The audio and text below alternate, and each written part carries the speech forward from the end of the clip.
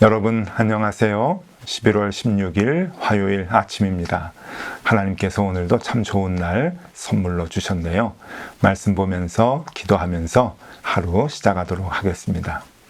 오늘 함께 볼 말씀은 마태복음 8장 5절에서 13절까지의 말씀입니다. 예수께서 가버나움에 들어가시니 한 백부장이 나와 간구하여 이르되 주여 내 하인이 중풍병으로 집에 누워 몹시 괴로워하나이다. 이르시되 내가 가서 고쳐주리라. 백부장이 대답하여 이르되 주여 내 집에 들어오심을 나는 감당하지 못하겠사오니 다만 말씀으로만 하옵소서. 그러면 내 하인이 낫겠사옵나이다. 나도 남의 수하에 있는 사람이요 내 아래에도 군사가 있으니 이더러 가라 하면 가고 저더러 오라 하면 오고 내 종도로 이것을 하라 하면 하나이다. 예수께서 들으시고 놀랍게 여겨 따르는 자들에게 이르시되 내가 진실로 너희에게 이르노니 이스라엘 중 아무에게서도 이만한 믿음을 보지 못하였노라. 또 너희에게 이르노니 동서로부터 많은 사람이 이르러 아브라함과 이삭과 야곱과 함께 천국에 앉으려니와 그 나라의 본 자손들은 바깥 어두운 데 쫓겨나 거기서 울며 이를 갈게 되리라. 예수께서 백부장에게 이르시되 가라 내 믿음대로 될지어다 하시니 그 즉시 하인이 나으니라. 아멘. 네, 여러분 이제 산상보훈의 말씀이 다 이제 끝나고 예수님께서 사역을 시작하시는 그 모습이 8장부터 이제 시작이 됩니다. 병 고치는 사역들, 힘들고 어려운 사람들을 돕는, 일으켜 세우는, 치유하는 그러한 그 사역들이 계속 이어집니다. 여러분 그 아침부터 이렇게 좀 질문 드리는 것이 조금 죄송스럽기는 하지만 여러분 혹시 점쟁이한테 찾아가서 점을 보신 적이 있으십니까? 점쟁이들, 무속인들 대부분 말을 조금 함부로 한다라고 하는 생각이 좀 듭니다. 그러니까 정성을 다해서 사람들 상처받지 않게 그렇게 부드럽게 얘기를 하는 것이 아니라 뭔가 아무 생각 없이 그냥 확확 얘기를 전하죠. 그래서 상처도 많이 줍니다. 당신 언제쯤 되면은 이혼을 하게 돼 있어. 언제쯤 다칠 거야. 라고 하는 막말도 참 많이 합니다. 그래서 운세를 좀 알러 갔다가 또 자신의 문제를 좀 풀러 갔다가 더 많은 아픔과 고통을 안고 돌아오는 경우가 많이 있죠. 그런데 그 무속인들의 특징은 앞으로 문제가 생길 거야, 큰일이 닥칠 거야 이런 얘기들은 많이 하지만 당신이 어떻게 살아야 한다, 착하게 살아야 하고 성결하게 살아야 한다라고 하는 삶의 행실에 관한 문제는 다루지를 않습니다. 힘들고 어려운 문제를 극복하기 위해서 부적을 들고 다녀라, 아니면 물을 가까이 하지 말아라 이런 방법은 좀 일러주지만 착하게 살아야 된다, 성결하게 살아야 된다, 순결하게 살아야 된다라고 하는 그러한 그 삶의 모습들은 주문을 거진하지 않는 것이죠. 이것이 기독교 신앙과 무속 신앙의 큰 차이입니다. 조금 정리를 해보면요, 여러분 무속 신앙은 어떤 특징이 있는가 하면은 신 앞에서 자신은 절대 변화되려고 하지를 않습니다. 그러니까 신의 마음을 변화시키려고 하지 자신의 마음, 인간의 마음은 변화가 되려고 노력을 하지 않는 것이죠.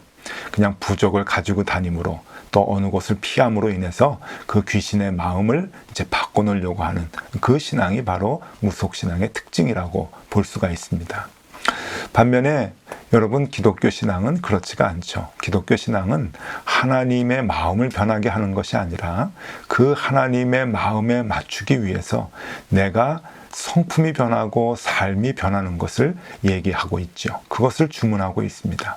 그래서 우리는 끊임없이 착하게, 순결하게, 그리고 헌신하면서 그렇게 살아야 하는 것이죠. 그것이 우리가 이 땅을 살아가는데 의무입니다. 성경은 그것을 그리스도의 장성한 분량에 이르는 것이다 라고 표현하기도 하죠. 그러니까 우리가 이 땅을 살아가면서 날마다 변화되어야 한다라고 하는 것, 그것이 기독교인들이 가야 하는 길이 되는 것입니다. 흔히들 이제 교회에서 나는 신앙생활 한 지 20년 됐어, 나는 신앙생활 한 지 30년 됐어, 나는 몇 대째 기독교 집안에서 태어났어, 그래서 난 교회 너무 잘 알아, 이렇게 자랑하는 사람들이 많이 있습니다.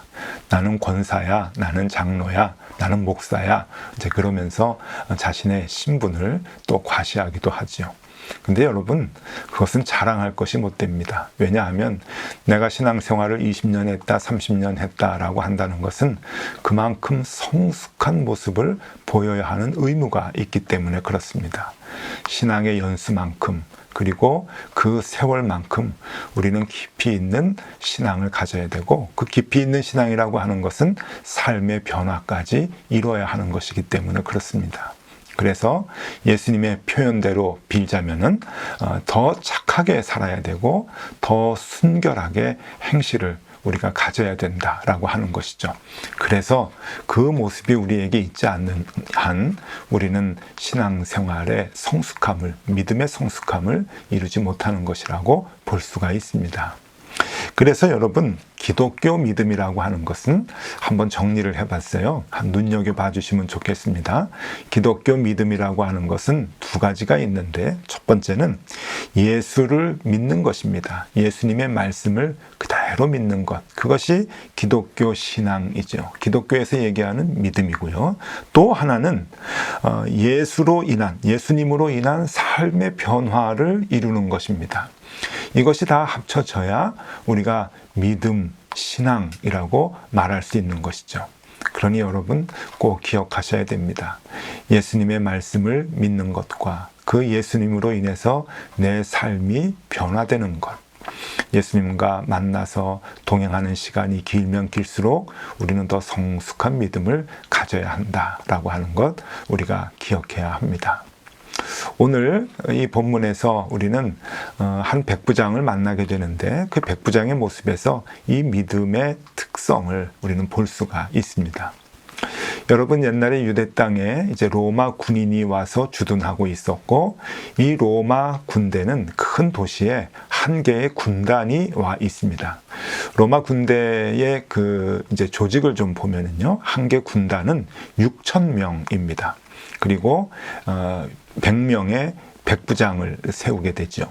로마의 군대의 그 조직을 살펴보면은요, 이 로마는 한 군단이 큰 도시에 이제 주둔하게 되는데, 그 식민지에 주둔한 이 군단은 한 개 군단이 6,000명입니다. 근데 이 6,000명의 백부장이 60명이 있습니다. 그러니까 백부장이라고 하는 것은 밑에 부하가 100명이고 그 100명을 통솔하는 사람이죠. 이 60명의 백부장이 한 군단을 이루게 되는 것이죠. 그러니까 이 백부장의 권세는 꽤 크다고 볼 수가 있습니다. 그런데 이 식민지에 주둔하는 로마의 군사들은 여러분 전투형 군인들이 아닙니다. 관료형 군인에 가깝다고 볼 수가 있죠. 그러니까 전투가 주 임무가 아니라 관리하고, 그리고 그 식민지 사람들을 이제 이끌어가는 이제 리더의 역할을 감당하는 그러한 군인들이 이제 그 식민지에 이제 배치가 됩니다. 그래서 대체적으로 성경에 나오는 이 백부장들을 보면은요, 여러 사람이 나오는데 전투형의 그러한 그 성격을 갖고 있는 군인들이 아니죠. 조금 살펴보면은 마태복음 24장에 보면은 십자가상의 예수를 하나님의 아들로 고백하는 백부장의 모습이 나오고요. 또 사도행전 10장에 보면은 가이사랴에서 이제 베드로를 모셔오는 백부장의 모습이 나옵니다. 고넬료가 나오죠. 그 다음에 사도행전 24장에 보면은 바울이 로마 시민권자임을 알고 바울을 구해준 아주 착한 백부장이 나옵니다. 또 사도행전 27장에 보면은 유라굴로 광풍으로 인해서 배가 파손됐을 때 이 바울을 리더자로 세우는 그러한 그 백부장의 모습도 볼 수가 있습니다. 그래서 그런지 이 성경에서 나오는 백부장은 어딘지 모르게 좀 친근감이 있습니다.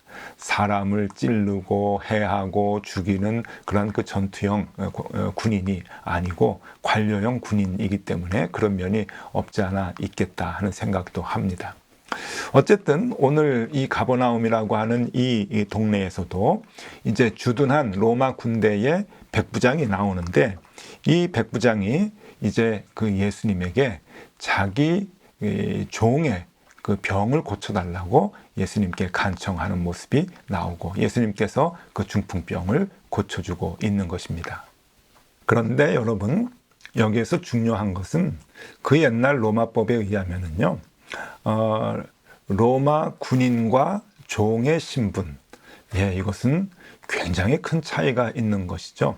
그냥 목숨이 파리 목숨과도 같은 그러한 노예, 그 종의 그 신분인 사람, 그 사람을 지금 소중히 여기고 병을 고쳐달라고 지금 백부장이 얘기하고 있는 것입니다. 여러분, 로마법에 의하면은 이렇게 나와요. 주인은 노예의 생사를 주관할 권리가 있다. 이게 로마법입니다. 주인은 노예의 생사를 주관할 권리가 있다. 네, 아주 무서운 법이면서도 이 한 문장의 이 법조가 로마를 지탱하는 그 힘이 됐다고도 볼 수가 있는 거죠.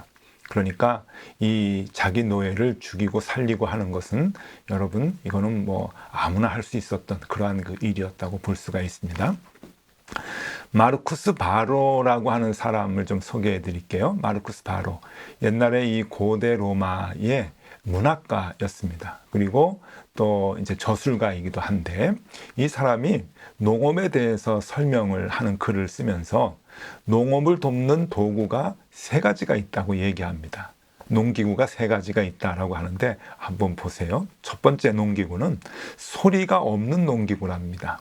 그러니까 수레, 호미 뭐 이런 것 같이 이제 그 소리를 내지 못하는 농기구. 근데 두 번째 농기구가 뭔가 하면은 소리를 내는 농기구랍니다. 그러니까 소리를 가진 도구, 그러니까 소와 같은 이런 동물들과 같은 이제 그 존재가 농기구, 이제 소리를 내는 농기구라고 하고요. 마지막 3번째는 언어를 가진 농기구, 언어를 가진 기구인데 그것이 바로 노예라고 말합니다. 그러니까 옛날에 로마 시대에 사람들이 생각했던 것, 이 노예는 이게 소유물입니다. 물건입니다. 그냥 죽어도 되고 또 살아도 되고 하는 이제 그러한 그 존재인데, 여러분, 중요한 것은 지금 백부장이 자기 노예, 자기 종의 중풍병, 여러분이 중풍병이라고 하는 것은 한쪽이 마비가 돼서 아무 일도 하지 못하는, 아무 보잘것없는 이제 그런 상황 아닙니까? 그런 병이죠. 그런데 그 노예가 측은해서 불쌍히 여겨서 사랑해서 예수님께 달려와 꿇어 엎드려서 고쳐달라고 사정을 합니다. 여러분, 이런 가운데 예수님께서 그의 믿음을 칭찬하고 계시는 거죠. 예수님은 무엇을 칭찬하셨을까요?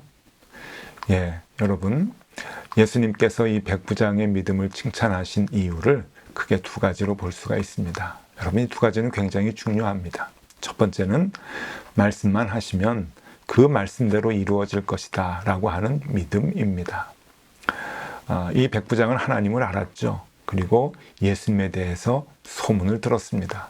그리고 예수님에 대한 믿음을 갖고 있었죠. 그래서 말씀만 하시면 그 말씀대로 다 이루어질 것이다 라고 하는 그 믿음, 얼마나 순수한 믿음입니까? 그 믿음을 백부장이 가지고 있었고 예수님이 그 믿음을 칭찬해 주셨습니다. 그런데 또 하나가 있죠. 2번째, 하찮은 자신의 노예의 병을 염려해 주는 사랑이 있었습니다. 여러분, 이것도 중요하죠. 죽어도 되는 사람, 없어져도 되는 사람, 물건과 같은 존재입니다. 그런데 아니다. 하나님이 창조한 한 인간이다. 생명체다. 소중히 여기고 그의 병을 긍휼히 여기면서 중보해 주면서 병이 낫기를 기도하는, 바라는 그 마음이 있었던 것이죠. 작은 존재, 연약한 존재에게 사랑의 마음을 전하는 이 백부장의 마음을 예수님께서는 칭찬해 주셨습니다. 여러분, 오늘 예수님께서 우리에게 얘기해 주시는 것, 이 두 가지 우리가 마음에 깊이 새겨야 할 것 같습니다. 네, 예수님의 칭찬, 말씀대로 이루어질 것이라고 하는 믿음, 그리고 연약한 사람들을 긍휼히 여기고 사랑하는 마음. 여러분, 이 두 가지가 같이 있을 때 우리의 믿음은 완성된다라고 하는 것이죠. 여러분, 오늘 하루 이거 하나만 기억하면 좋을 것 같습니다. 우리가 그리스도의 제자, 하나님의 자녀라고 얘기하는데 우리의 믿음은 무엇인가? 네, 여러분, 하나님의 말씀을 믿는 믿음, 그대로 이루어진다고 하는 믿음, 그리고 또 그 믿음에 맞는 우리의 행실이 따라야 합니다. 연약하고 그리고 힘없는 자들, 그들을 긍휼히 여기고 불쌍히 여기고 사랑하고자 하는 그러한 마음, 그것이 우리에게 함께 있을 때 우리도 주님께로부터 칭찬을 받게 될 것입니다. 자, 오늘 하루도 그렇게 살아가는 우리가 되실 수 있기를 바랍니다. 기도하겠습니다. 하나님의 말씀을 그대로 믿는 믿음을 주시옵소서. 그리고 이웃을 사랑하는, 연약한 자를 감싸고 사랑하는 그 마음을 우리에게 주시옵소서. 이 두 가지가 우리가 살아있는 동안 끊임없이 소멸되지 아니하도록 주님, 우리를 붙들어 주시옵소서. 예수 그리스도 이름으로 기도드리옵나이다. 아멘. 네, 함께 기도하시겠습니다.